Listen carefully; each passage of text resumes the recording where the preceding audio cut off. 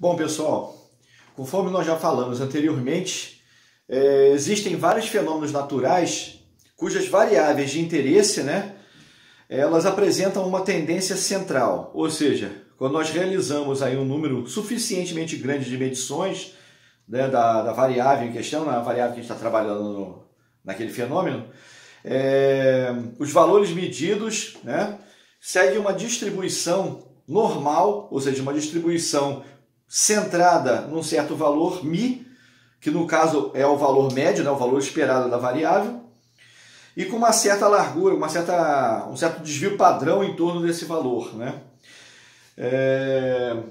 Então eu vou falar agora, nesse vídeo, sobre a distribuição normal na forma padrão, ou seja, na forma como distribuição de frequências ou distribuição de densidade de probabilidade, e também na forma integrada, na forma de frequências acumuladas.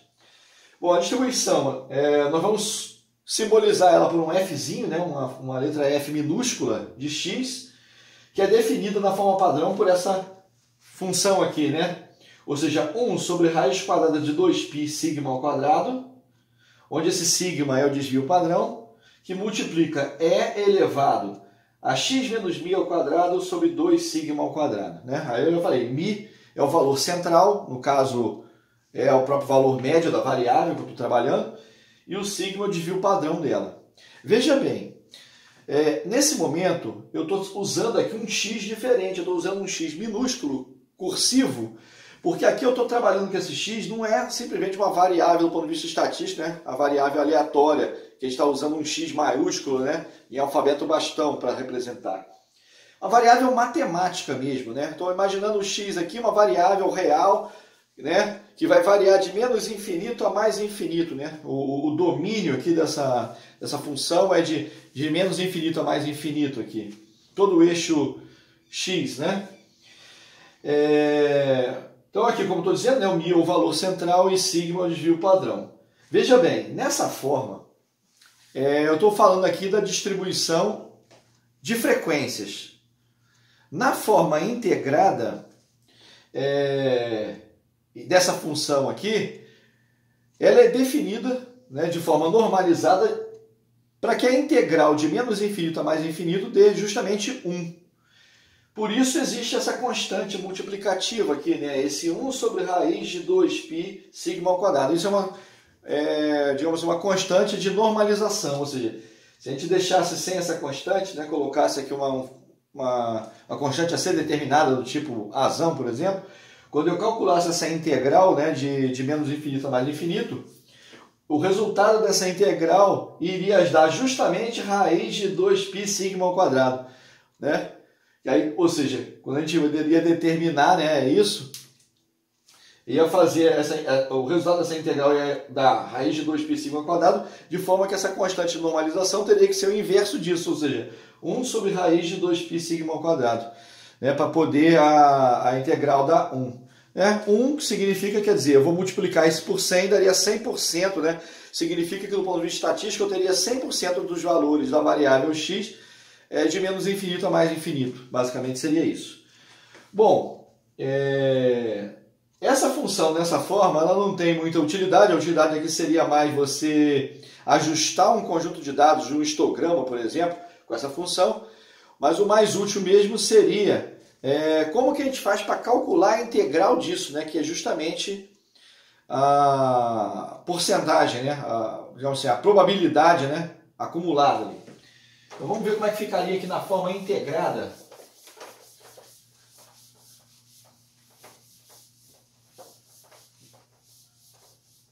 Então aqui eu vou falar aqui das propriedades,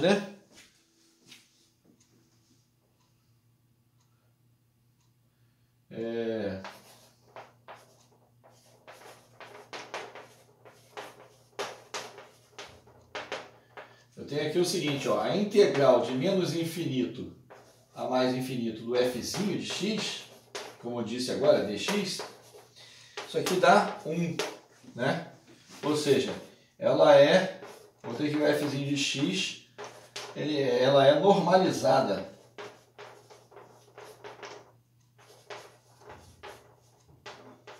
Ela é normalizada justamente para dar 1 aqui, como eu acabei de falar, E o cálculo, né?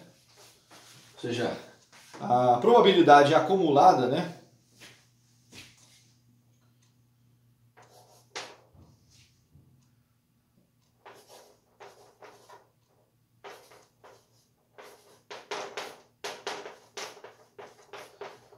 Aí aqui é o frequência, né? Frequência, vou botar o assim, né? Acumulada.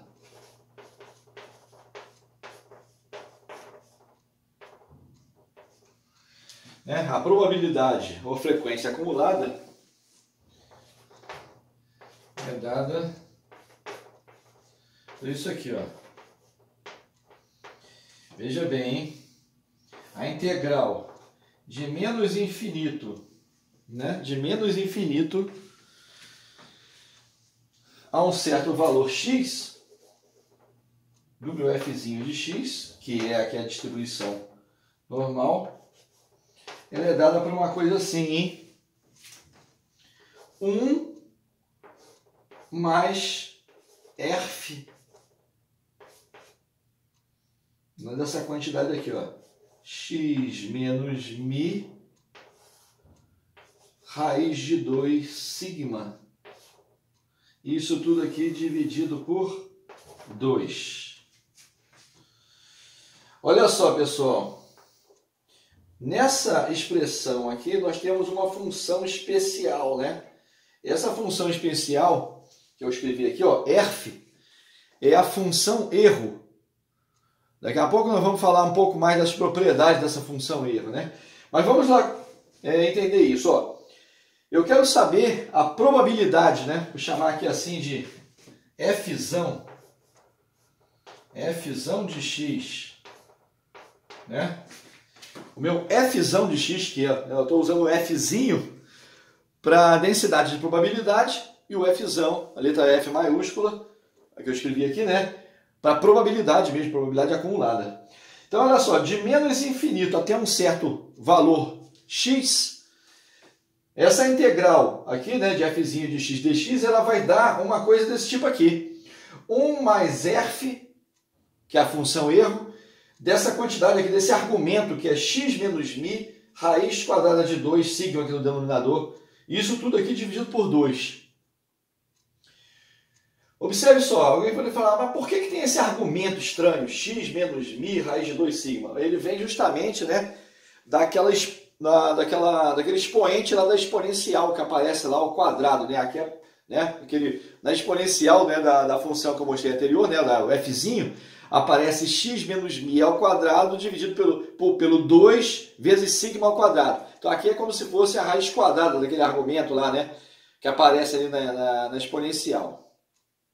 Isso aparece justamente para que ela tenha uma forma padrão dessa que a gente usa na estatística, ou seja, aparece o valor central mi, que pode ser fixado, eu posso até escolher o mi ser igual a zero, e a distribuição está centrada em torno da origem, se eu quiser, né? Mas mi normalmente ele é o valor esperado da variável x, né? O valor que eu meço lá, o valor médio de x lá, no caso estatístico mesmo, né?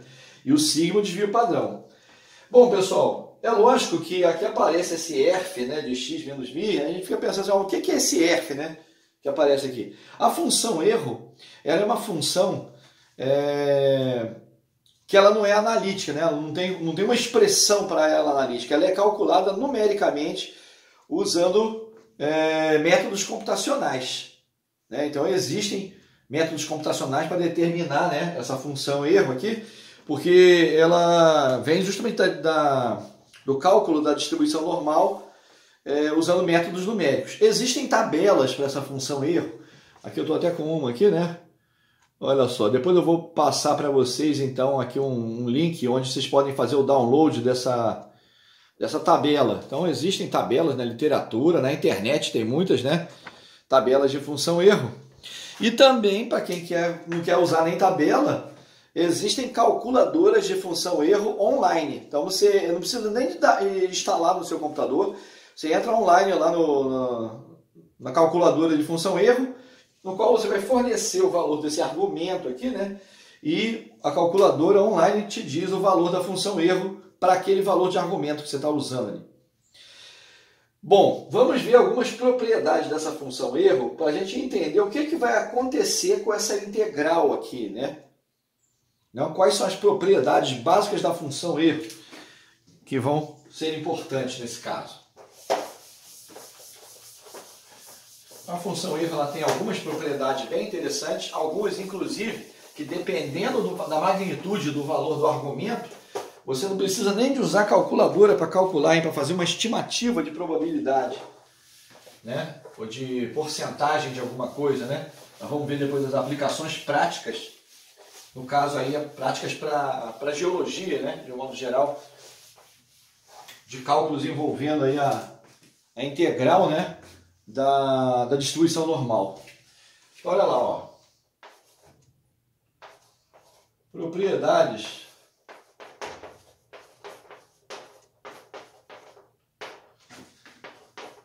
da função erro, né? Função erro, que é essa função aqui, né? Erf de x, né? Agora eu botei um x diferente, hein? Botei um x diferente aqui porque esse x nada mais é do que aquele argumento lá que a gente está falando. Aqui na tabela, né? Na tabela ela é tabelada por valor do argumento, então a gente não pode usar aquele x menos mi raiz de 2 sigma, né? A gente tem que calcular essa quantidade, achar o valor desse argumento para substituir aqui e depois calcular na tabela, né? Como eu estava falando que existe. Então quais são essas propriedades? Algumas propriedades importantes, hein? Olha lá, ó. O Erf de menos infinito é igual a menos 1. Erf de menos infinito é igual a menos 1. Erf de 0 é igual a 0. Né? Erf de 0 é igual a 0. E também aqui, ó, o Erf de infinito, do mais infinito, é igual a mais 1. Olha só, pessoal, isso é uma propriedade bem importante aqui, ó. Se eu faço lá o argumento tender para menos infinito, aqui, né, a imagem da função aqui vai tender aqui para o menos 1. F de 0 é igual a 0. E se eu faço o argumento tender para um número muito grande, tender para infinito, né, a imagem vai tender aqui para 1.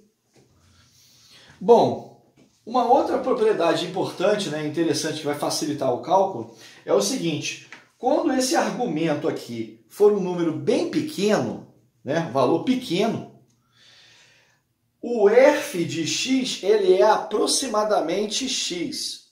Ou seja, essa função erro ela é uma função ímpar. Né? É uma função ímpar de x. Por isso aqui, ó, quando eu faço f de menos infinito vai para menos 1, f de mais infinito vai para 1, né? Por isso é uma função ímpar, né? Outra propriedade, então, aqui é o seguinte, ó. O f de x ele é aproximadamente igual a x se essa quantidade aqui, né, for muito pequena, muito menor do que 1. Né? Então, olha lá, ó, para pequenos valores de x, né, x muito menor do que 1, pequenos valores, o f de x é aproximadamente igual a x. Isso é interessante porque em algumas contas que a gente vai fazer, a gente vai encontrar isso, né? Ou seja, o valor do argumento aqui é um valor pequenininho, tipo 0,12, 0,18, né? Um valor pequenininho, bem menor do que 1. Para esses casos, né, que o valor é pequeno, né, o argumento é pequeno, essa função erro ela é aproximadamente igual ao próprio x, né? Uma função linear, né? Aproximadamente assim, nessa região central, na região central ali do domínio dela é aproximadamente linear aqui. Cuidado, pessoal, também se você for um número grande, né? Se esse valor aqui começar a ficar grande, aí isso vai deixar de valer e aí você vai cometer um erro grande. Mas para pequenos valores, né, nós vamos ver inclusive depois na tabela, né? A gente vale essa aproximação aqui, né? Pessoal, isso aqui é a base da coisa. Veja bem, Aqui, apesar de ter o menos infinito ou mais infinito, né? Esses valores, eles convergem aqui para 1, né? Essa função erro, ela converge para 1 com valores bem pequenos, hein? Tanto é que a tabela de função erro, quando a gente pega aqui, né, essa tabela de função erro que eu estava falando, você vai ver aqui que ela é tabelada, né? O domínio, aqui, né? Vamos ver aqui o domínio da função, ele é tabelado só até 3,2. Porque em 3,2 ela já é 1, né? Por exemplo, 3,29, ó, se eu olhar aqui, ó, 3,29 já dá justamente 1. É tão próximo de 1 que ela já considera aqui 1 com 5 casas depois da vírgula, hein? Ou seja, argumentos aqui já se aproximando ali de 2, 3, já está muito perto de 1. Você pode aproximar isso de 1 mesmo, né? O valor aqui da imagem. Bom, vamos lá. Como é que é o gráfico, né? O gráfico da função erro. A cara desse gráfico. O gráfico da função erro, ele é bem característico, né? É um gráfico sigmoidal, daí aparece uma forma de S, que é bem característico dessa função aqui, que é determinada por métodos computacionais, né? Como a gente está vendo aí. Como é que é o gráfico aqui, ó? Gráfico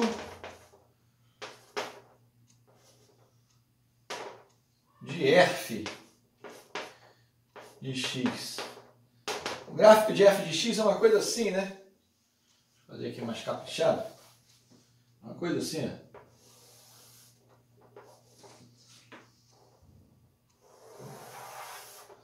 Ele vem aqui assim, ó. Aqui é 1. Aqui é o menos 1. E a gente tem uma curva assim, ó.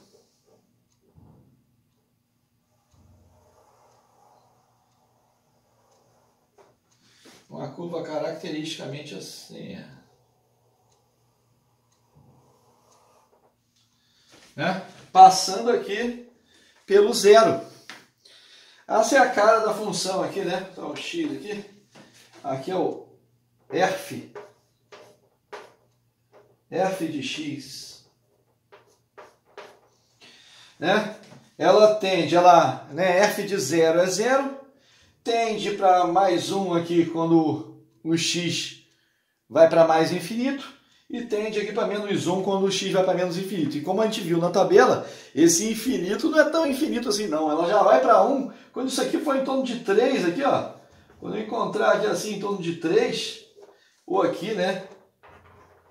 Por exemplo, aqui, ó. Menos 3.